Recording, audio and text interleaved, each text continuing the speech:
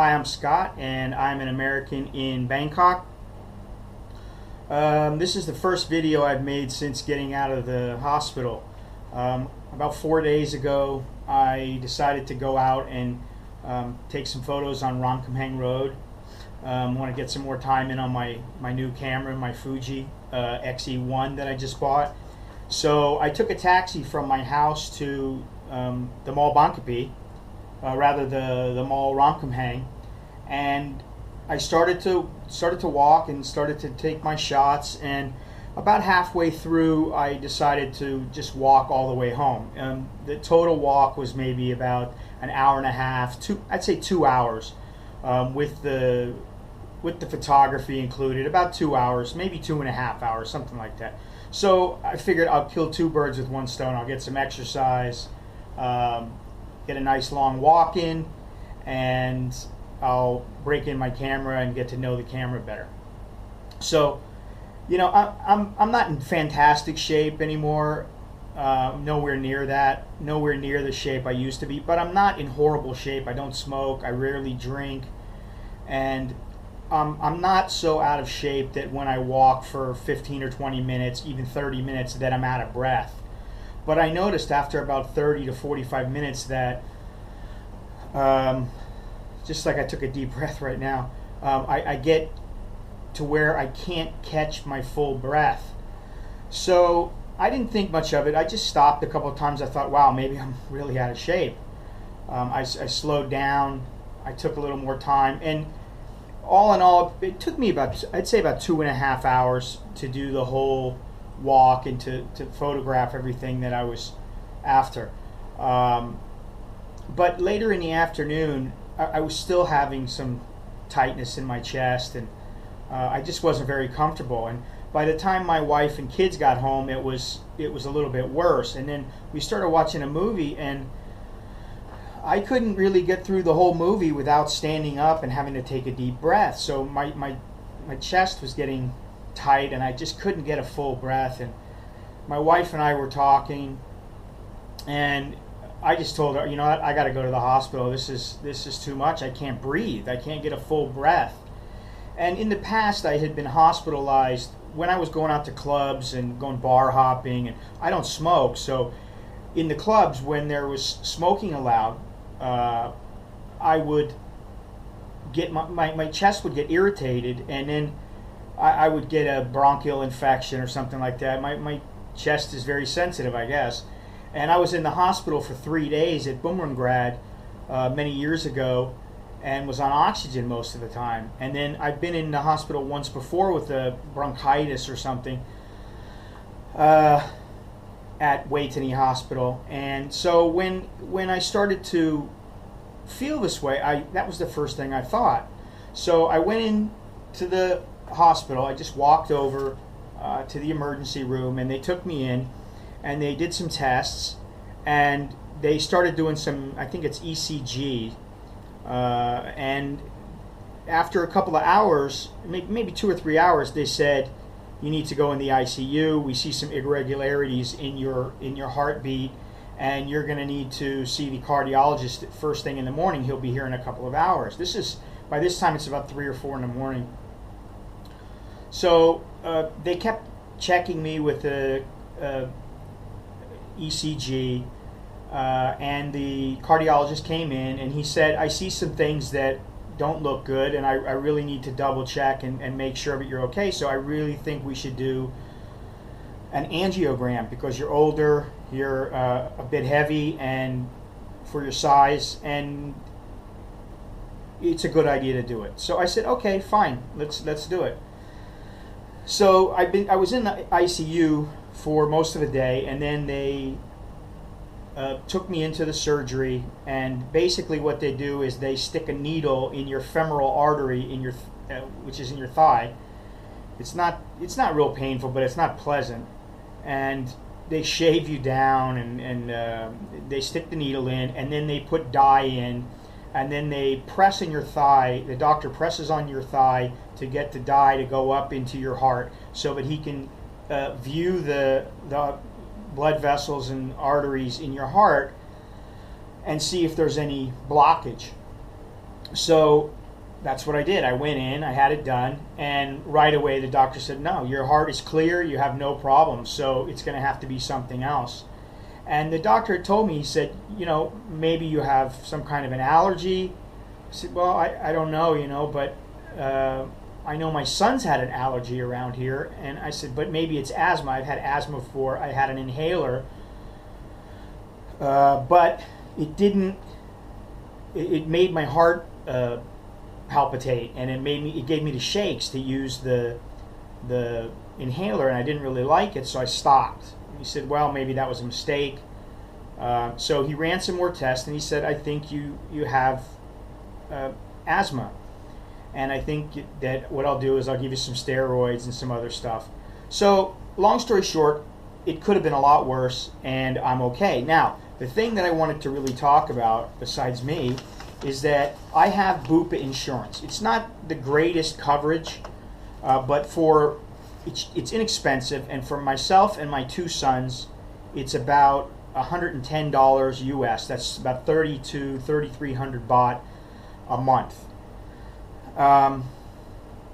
So when I get the bill, I know that the chances are I'm going to have to pay something, and that's okay. But I didn't really think it would be that much, because anytime anyone has had to stay, any one of us have had to stay in the hospital, we haven't really had to pay more than $50 or so. So I had asked them the prices of everything. I made it clear how much is the room with the nursing, how much is everything. Now, I don't feel good, and I'm asking them this for a reason, because I know that the hospitals have multiple prices. They have prices for Thais, they have prices for foreigners, and they have prices for Middle Eastern people, and they may even have prices for Japanese. I don't know if those are the same prices as the Middle Eastern prices, but many of the staff have admitted that there is multiple pricing. So I said, well, I have a VIP card, which you're not supposed to have a VIP card if you're a foreigner, but because I've had the VIP card for like 5 years, when they allowed foreigners to have the VIP card, when they said, oh no, you can't renew it because you're not Thai, I complained, and I said, hey, this is not fair. You gave it to me before. I want the VIP card, or I'll take my business elsewhere. And they agreed, and they let me keep my VIP. So I did get the Thai price. In the end, I got the Thai price instead of a foreigner price.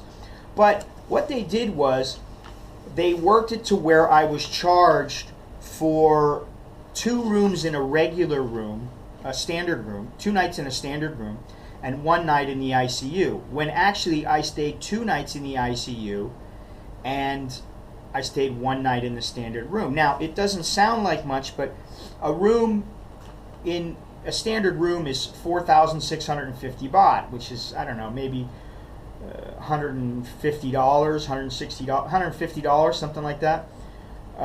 So I thought, okay, fine. The Bupa will cover 4,000 baht, which means I only have to cover about $20, $21 a day, which is not too bad. So when I get the bill, it shows that Bupa has only covered for 2 nights, 1 night in the ICU and 1 night in the standard room. What they had done was put all the charges from the ICU onto the standard room and said that I had only been there 2 nights, or 2 nights in the standard room and 1 night in the ICU, but they charged me for 2 nights in the ICU. So I only got covered for 2 standard nights. So basically, long story short, I was about 7,500 baht. I was charged 7,500 baht too much, in my opinion. Now, it worked out to where with the nurses' charges and the nurses' charges from the surgery, which they don't include in the surgery, I don't know, it worked out to where I had to pay, what was it? Let's see. I had to pay only 1,520 baht extra for my standard room. Now, how the room went from 5,500, how it went from 4,650 baht to 5,520 baht, which is still, it's only about 30 bucks, but how it went up like that, I couldn't get a straight answer. Now, that means I have to pay a little bit extra, which of course I don't like, but I said, it's not that much. Now, hospital services, Bupa, my coverage is 40,000 baht, and then after the 40,000 baht, I have to pay 20%. So the total hospital services was 70,000 baht. The surgery was 22,600 baht. So that meant that there was, they only covered 24,000 in major medical. I'm getting carried away with these numbers. Let me just put it this way. The total amount was 113,000 baht, which is about $3,800, $3,900, something like that. And I ended up, they said I had to pay $500. Now, it's not that much, really, when you think about it. 500 bucks out of, what did I say, 3,800. The thing is that the way that they set up the charges for the rooms and for the surgery, they did it to where I had to pay more in cash. And really, it should have been that they did it legitimately, which was they charged me for 2 nights in the ICU, and that the surgery, actually the nurse's charges went along with the surgery. They didn't do that. Long story short, I went from having to pay about $500. I sat with them for about 2 hours trying to negotiate it, and I got it down to I had to pay 9,300 baht. So I went from $500 down to $300. I saved 200 bucks for 2 hours of sitting with them and waiting for them to get everything together. The thing is that every single time I go to this hospital, and it seems like just about every hospital, you really have to watch the bills, because they make mistakes. And I don't think it's necessarily intentionally, but they make mistakes. They overcharge in certain areas where they should have charged, assessed the charge in a different category, and then you end up having to pay more money. So basically, for a $3,800 bill, I ended up having to pay about $310, which was fine. That's what's going on. Thank you for watching and supporting me and wishing me good health. I hope you had a very happy New Year and a good holiday. For those who celebrate Christmas, I hope you had a good Christmas. Our New Year's Eve was spent in the hospital, but like I said, it could have been a lot worse. I could have had a heart attack and been on the verge of death. I felt like I was. It's still a little bit hard to breathe, but at least I'm exercising, and the doctor's given me a clean bill of health except for the asthma, which is controllable. So thank you very much. Like I said, and what is it that I usually say? Jakan mai chok di. That's see you later and good luck. I'm Scott, and I am an American in Bangkok. Bye-bye.